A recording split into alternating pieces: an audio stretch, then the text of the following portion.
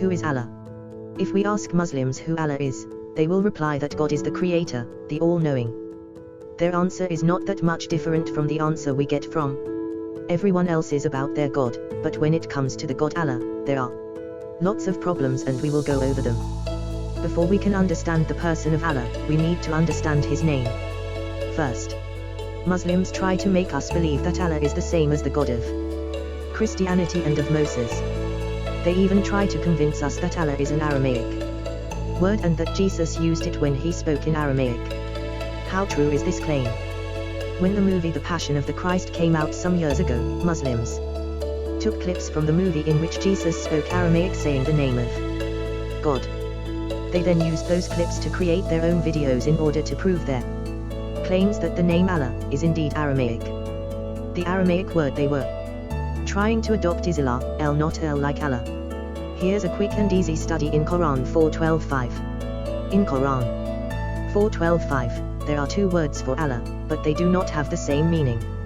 If you don't know Arabic, you will not notice much difference between both words to the exception of one letter, but actually their difference is much more than that. Allah and Lil away from Lillah, that leaves us with La, God, a word that is common to both names. In fact, La was the name for the moon god, the main Egyptian god and a god being worshipped by the Arabs. In English, Lilith translates to God and Allah translates to the God. As you can see from the above illustration, although Lillah and Allah are each written as one word in Arabic, Lil and El are not part of the word La itself. That is, Lillah and Allah are each made up of two words. Again, Lillah is to God, and Allah is the God. In Arabic, Al is always equal to the and it is attached to names which are attributed to God only. This is why all the 99 names of Allah start with Al or the. Take note, however, that the is not part of the name.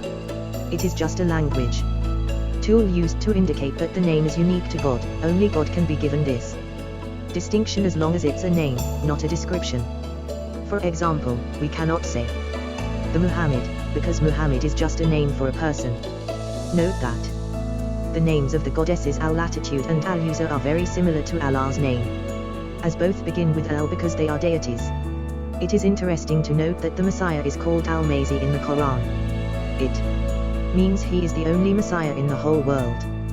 He is the only man in the Quran who has Al or the attached to his name.